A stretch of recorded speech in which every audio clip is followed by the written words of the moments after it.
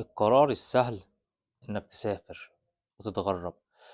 القرار الأصعب إنك بعد زمن بعد فترة بتبقى عايز تستقر. ده القرار الأصعب اللي أنت احتمالية إنك تاخده ضئيلة جدا. القرار الأسهل إنك تسافر، لكن إنك ترجع ده القرار الأصعب. ليه القرار الأصعب؟ بعد سنين من الشغل برا مصر بتلاقي نفسك فكرة رجوعك دايما موجودة، بس دايما خارج صندوق، دايما خارج التنفيذ. ليه خارج التنفيذ؟ الوضع اللي انت اتعودت عليه هناك، والعيشة اللي انت عشتها هناك، والدخل اللي كان بيدخلك هناك، اكيد ده كله هيتغير لما ترجع هنا.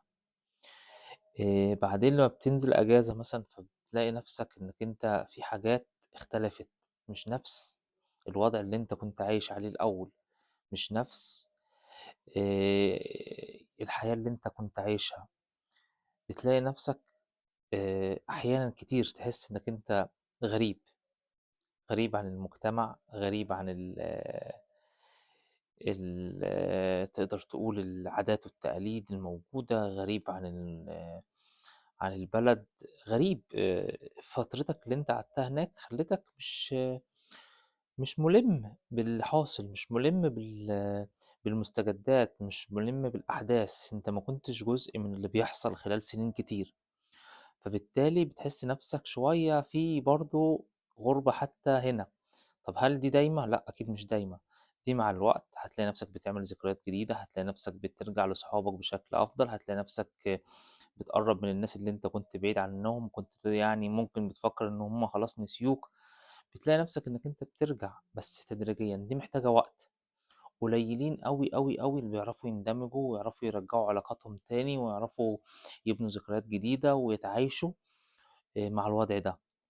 والأغلبية بمجرد ما يعدي عليهم وقت بتلاقيهم للأسف عايزين يرجعوا تاني وعايزين يتغربوا تاني وعايزين يسافروا تاني. طب ليه؟ عشان هم معرفوش يندمجوا. دي واحدة من الأسباب اللي أنا دايما بفكر فيها، اللي هي قدرتك على الاندماج والتعايش في الوضع الجديد بتبقى مش سهلة، محتاجة مجهود ومحتاجة وقت، محتاجة وقت. فلو بتفكر إنك تنزل وتستقر، اعمل حسابك إنك هنا هتدفع ضريبة صبر كبيرة ومجهود للتعايش و... وهتبذل مجهود في حاجات ياما كتيرة عشان تلاقي نفسك انت الشخص اللي انت من كام سنة كنت موجود، عشان تلاقي نفسك يعني عارف تتأقلم على الوضع الجديد. آه، التسرع هو المشكلة، لكن مع الوقت هتلاقي نفسك رجعت، وتلاقي نفسك انك انت جمعت فرصة شغل، هتلاقي نفسك انك انت عملت علاقات تاني، هتلاقي نفسك تعيشت. الفكرة كلها انك تعرف تعدي الوقت ده، تعرف تعدي الوقت اللي هو فكرة ان انا مش حاسس ان انا غريب. الوقت ده لو عدى عليك خلاص انت هتقدر تبدأ من جديد، هتقدر تبدأ من جديد. بالتوفيق.